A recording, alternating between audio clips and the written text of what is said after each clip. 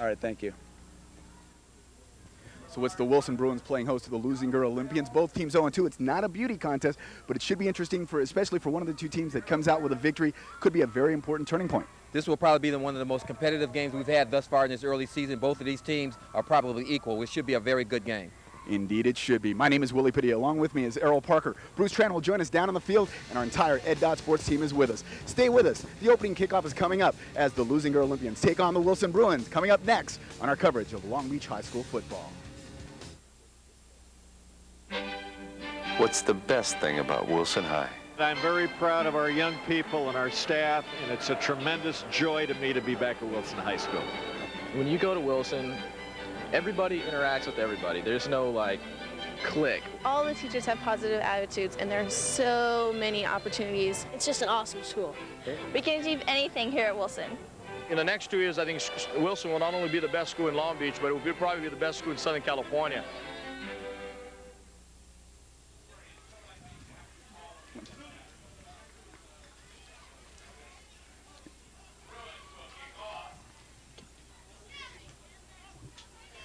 Hi, folks. Welcome to our coverage of Long Beach High School football. We're on the campus of Wilson High School.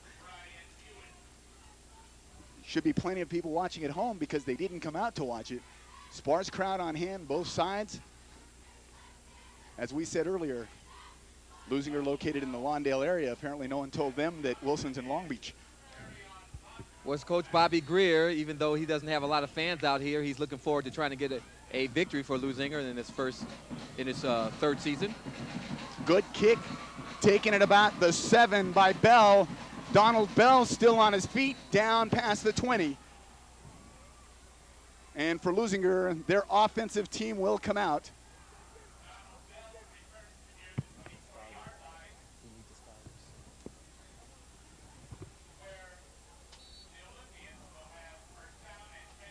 Wilson's defense thus far has played pretty well this year, but they've been put in the hole several times by an offense that can't hold on to the football.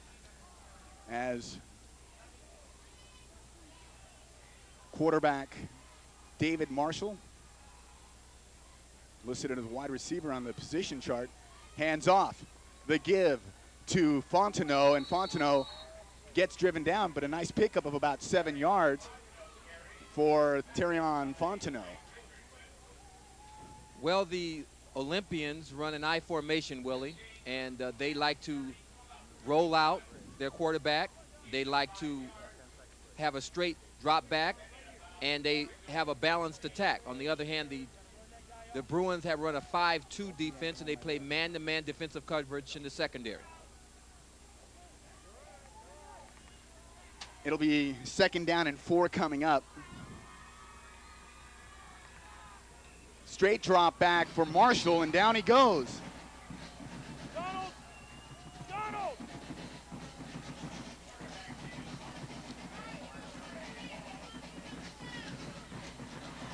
Looked like number 66 for the Olympians came in there for the sack. Excuse me, for the Bruins. The Bruins have not had very many sacks this year, but they came up with one that time, and number 66, Danny Petroff, was in on the tackle. And a huge play indeed for the Bruins, as a 2nd and 4 play is now 3rd down and 11. Marshall rolling to his right, heavy rush. He gets hit as he throws. Huge hit for Wilson by a couple of players. Sepau Isaiah was the leader, but Bo Ablin in there just a heartbeat later, and Marshall got drilled. 4th down coming up. Well, Marshall is starting his first game this season at quarterback. Last week, their quarterback was Chaz Foster. And Chaz is in to punt. Chaz will punt, and oddly enough, Marshall stays in the lineup. He'll be one of the guys going downfield to try and tackle the punt returner. As back for Wilson is Carlos Velasquez. He'll let it roll by. Downing it will be Chester Johnson. And the Bruins will begin with excellent field position for their opening series at their own 39-yard line. Actually, the Bruins did not play bad football last week, Willie, against the Paramount team, and they held Paramount in the first half to 51 yards total offense, but they fell apart the second half due to penalties. And in Fountain Valley, they were handled pretty good by the Barons, but they bounced back positively, even though they didn't come up with a W.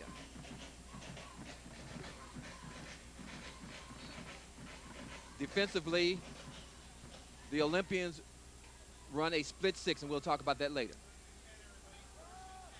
The give to open things to Velasquez. Velasquez picks up about 3. That'll be the first play at the 10-minute mark for the Bruins. Coach Greg Gibson is really high on Carlos Velasquez, Willie, even though Sapao Isaiah is his top runner, but Velasquez is a very powerful runner, as is Randy Gaither. Leuzinger, a Division II team, as was the Pirates. Up the middle go the Bruins, and they get near a first down as Sapao Isaiah up the gut and then some. That was not a subtle play. No, they just came off the ball really, really well. The offensive line for the Wilson Bruins, which consists of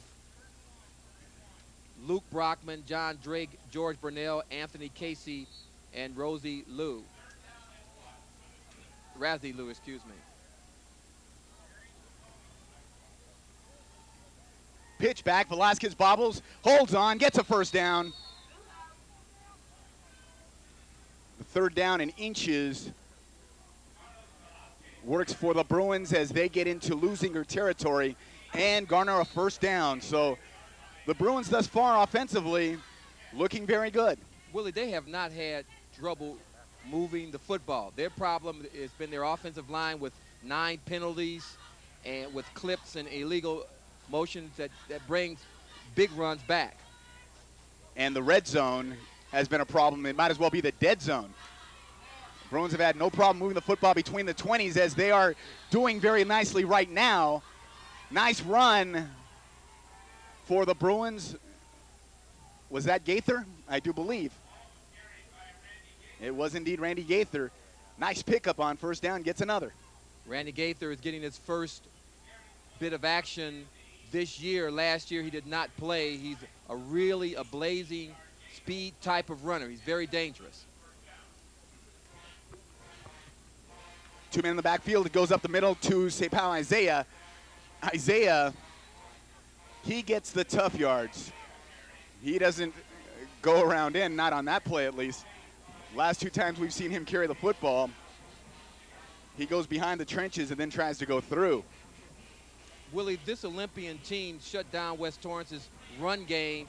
They have their hands full with the double wing T so far tonight. Well, it's an offense built on deception when it's working well. But it can be especially confusing for a defense, but equally as confusing for an offense until they get a handle on it. Coach John Brennan, once the head coach here and former head coach at St. Anthony, who knows this offense oh so well, I'm sure has worked quite hard this past summer in familiarizing the Bruins with that offense. Rolling is Battle. Flag down, could be a hold, pass falls incomplete. Battle had time momentarily, and a flag will be holding on that 3rd down and 9 play. If I'm Leuzinger, I'm going to decline, and I think that's exactly what we've got, a declined penalty, meaning 4th down is coming up. However, if I'm the Bruins and I've got the football at the, 27-yard line, I go for it. Well, this has been the MO for the Bruins thus far, as I think we're going to see the replay of this, even though it was a penalty. There it is. It's just we might see the holding. I think it was right there on the left side of your screen.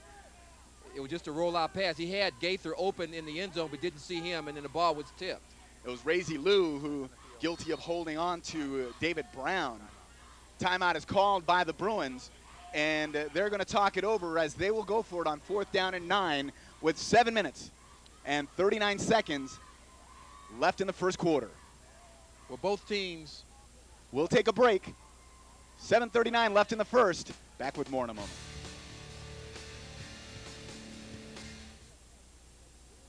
Brian Hewitt, an attempt coming up of 45 yards.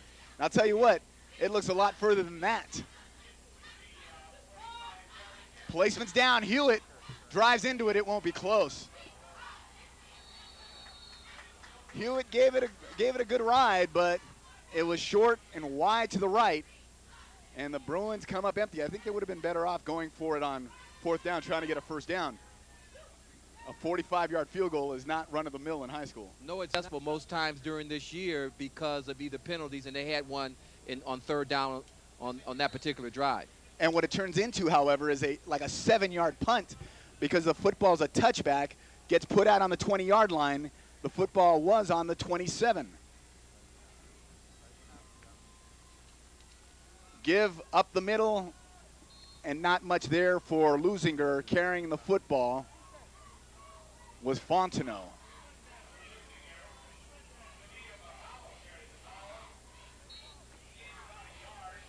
We'll correct that to Vita Macalo, the ball carrier. Terrian Fontenot also in the backfield. That was Macalo that you just saw running off the screen. Donald Bell split out on the near side. Chester Johnson on the far side as David Marshall barks out the signals. 2nd down, 9, pass complete. Bell with the football, gets a first down. Good job after making the grab, Donald Bell, as he made the grab and then made a nice move to get the first down. I think that's a name that you're going to call often tonight, Willie. He's a very exciting wide receiver and punt returner and kickoff returner. He has a couple of touchdowns already this year, and he is very dangerous after he gets the football. Well, I'm sure Bell has earned the opportunity to be the multi-purpose star, but it's also out of necessity. Leuzinger has a lot of players that play both ways and fill many, many positions on that starting lineup. They don't go very deep. Nice move to the outside is Macalo. Macalo with another first down as he gets it just beyond the 45-yard line. Tackle made over there was Craig Richardson. Craig Richardson made a fine tackle, Willie. That would have been more yardage. It was nice holes on the right side of the offensive line for the Leuzinger Olympians, and that right side is Daryl Guerin and Fabian Guerin, Daryl Guerin and Fabian Guerin on that right side, opening up that hole.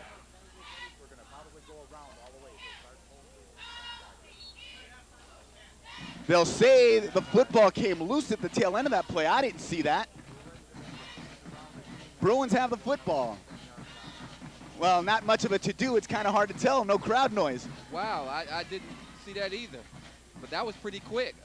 Well, it was on the near side. We were somewhat obstructed by the players on the sideline. Crowd sparse here, so you didn't hear the big bang when the ball usually comes loose. Carrying the football is Randy Gaither. Gaither looks like a little guy, but he certainly gets the most out of that 5'8", 158-pound frame. Hits the hole real hard, Willie. He had a 40-yard touchdown called back last week against Paramount, and that really hurt. They could have got back in that ball game, and that was a big penalty. It was a holding penalty on the offensive line. Gaither is a good one. Bruins, there's nothing wrong with saying that you got beaten Paramount, because the Pirates, always a quality team coached by Ken Such, always get a lot out of very little. Pass complete down the sideline is Isaiah being chased down finally by Fontenot, but not until he gets inside the 20 to the 15. Say, pow, Isaiah. You know, Battle could have had ideas of running the football, but he saw a faster receiver just a few feet in front of him and made the pass. Well, good decision. Isaiah just delayed Willie in the backfield and then went out in the flat, and he was wide open. No one picked him up, as we see. Now we're looking here at the. This is the fumble. This is the fumble. No, actually, this is the first down. This is from a long time ago. Yeah. Great play, but almost from last week. Pass batted down, could have been intercepted. Batted down by number 55, Puono Bo Moi Moi.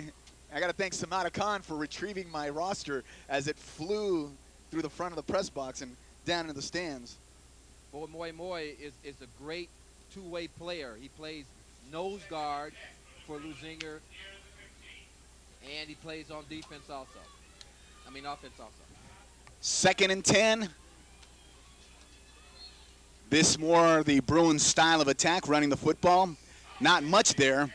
And this is a microcosm of what has happened during their early season. The Bruins get the football inside the 20, and then the offense begins to sputter a little bit. They move well between the 20s. It's in the red zone. As I said, you could call it the dead zone. Well, it's mistakes, penalties, and fumbles that have hurt them. There's the give. Is that Gaither? Yes, Gaither. But he fumbles it. It's picked up by Marshall, who's also the quarterback. Gaither was to the goal line and fumbled the football where David Marshall picked it up. And that has been the story as we look at the replay right here. Nice blocking up front, right in the middle. Pulling guards, make some nice blocks, and the Gaither goes all the way to the goal line, Willie, and then it was a big hit right at the end, right there, almost a face mask. He and he stripped the ball. How close was Gaither to being down, however? His knee virtually on the ground. You could have said Gaither was down before he was stripped. In any case, no call is the call. And Marshall strips it, getting possession for Leuzinger, and they've got the football as chalk up another turnover for the Bruins on this 1998 season. It has been their bane thus far, and it reaches up and bites them quickly here in this ballgame. Well, coming into the ballgame, Coach Bobby Greer of the Olympians, Willie, said they must take away the motion of the Bruins, and they must take away the pitch and the trap. Now, they haven't taken away. What they have done is strip the ball from them on that particular play, and that's just as good as any strategy that you will come up with. That turnover, the 8th during this season, an aspect of the game that we mentioned at the outset, Wilson was going to have to try and avoid, pass just a little short. I'll tell you what, if Marshall leads Chester Johnson a hair more with that, he's gone, because he had the secondary beat.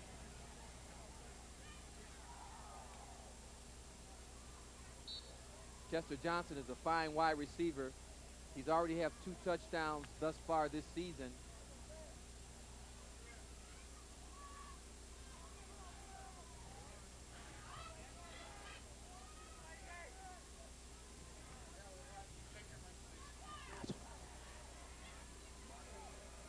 On 3rd down, completes it, has a man, that's Johnson. And I'm quite sure, Errol, that the previous play when Johnson went deep helped set up this play for a 1st down where he looked like he was streaking, pulled up short. Secondary had to give him some room because he had beaten them so badly in the previous play. If we watch it again, look at the cushion. Yeah, that's too much of a cushion. Well, I tell you what, actually, it's not as big a cushion as I did think. But Marshall threw a BB right in there, and Johnson with a nice job of holding on.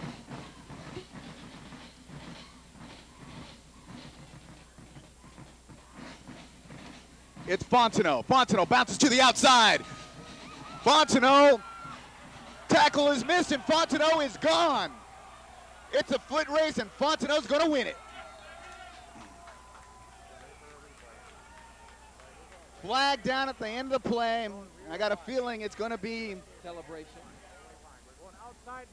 Diving in the end zone, but it will not take the 6 points away, and a fine run and some nice downfield blocking. This is not the play that we're talking about. This was the cushion that was given the wide receiver, but the touchdown play was a fine block at the initial line of scrimmage, Willie, and then the rest was just a foot race. Well, the touchdown, a spectacular run of 68 yards for Fontenot. And a flag being marked off against Leuzinger for unsportsmanlike conduct.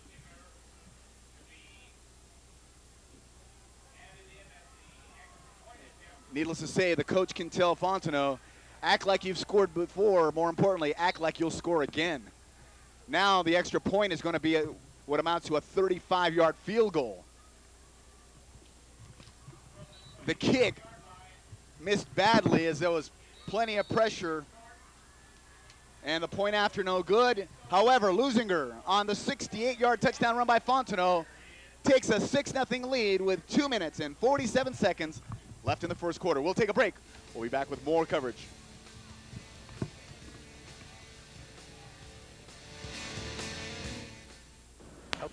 Fielded by Velasquez.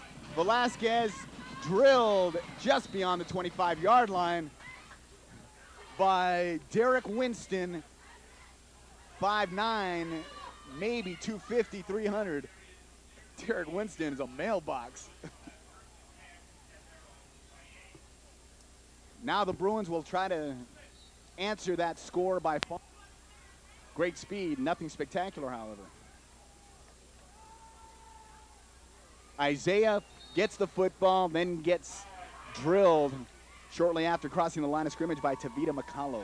Well, the Olympians probably are now getting adjusted to the double wing tee. They don't see it, but one other time during the season they play Santa Monica, and Santa Monica, Willie, plays a variation of the double wing tee, but they don't exactly see this type of offense anytime during the season, and it's kind of tough to adjust to the misdirection. Samo High, as they're called. 2:05 left first quarter. Velasquez in motion. Battle to pass. He's running out of time. They're going to say that it was a pass attempt and that it's an incomplete. That is not the crowd going crazy. That's the coaching staff in the press box. And as you might guess, it's Leuzinger that's closest. They were saying it was a fumble all the way, but I'm not sure if I agree. We'll have to see the replay to know for sure. Well, but immediately, the referee had the call. There we are, just a fake handoff. We don't get to see well, he runs up here, and he throws while it's real close. You know, it looked like his arm got hit as he was throwing it, knocking the ball free before his arm went forward. That's the way it looked. But then again, that's a camera lens about 200, 300 feet away, and the referee was right there. So after the incomplete, third down coming up, and that pass is going nowhere. Fourth down coming up as Battles pass. Found an open zone. No defense, no offense, however. So fourth down coming up, Bruins will have to give it up.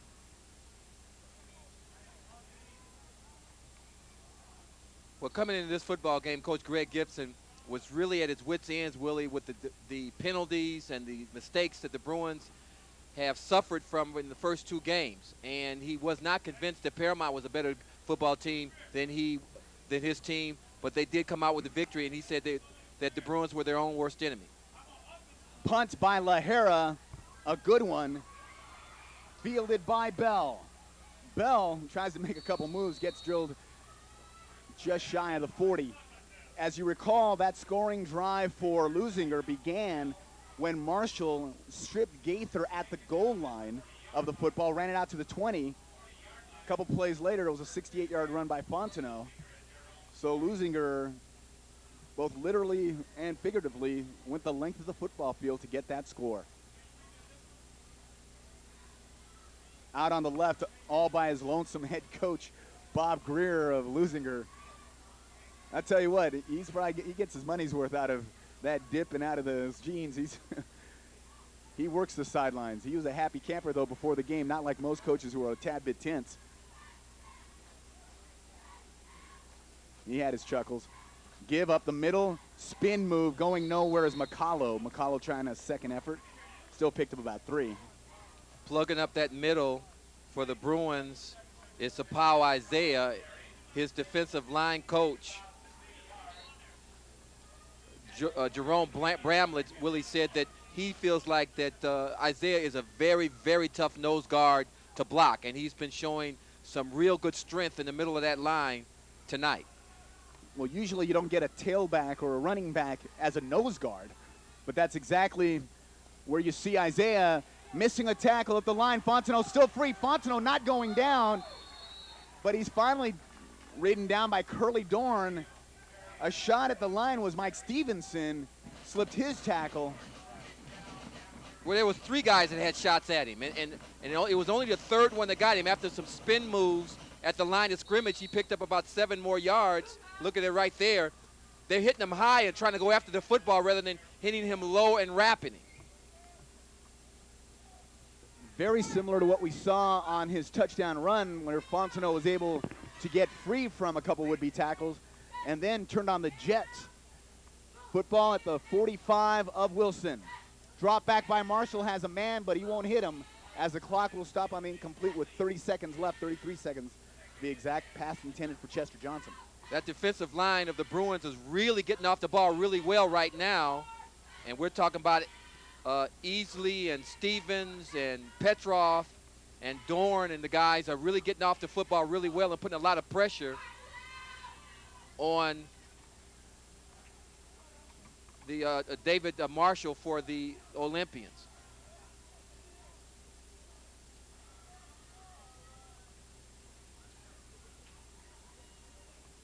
Second down and 10.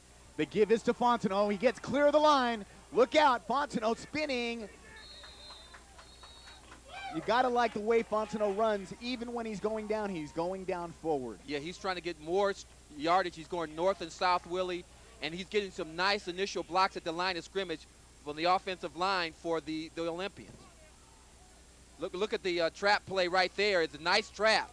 And he gets away from one tackler, and he gets to the outside. Now watch him spin and continue to go north and south and gets about 4 more yards. A very nice runner, but there's a penalty.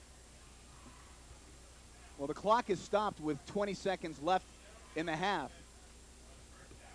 They're going to measure to see if that run was good enough for the necessary yardage on a first down.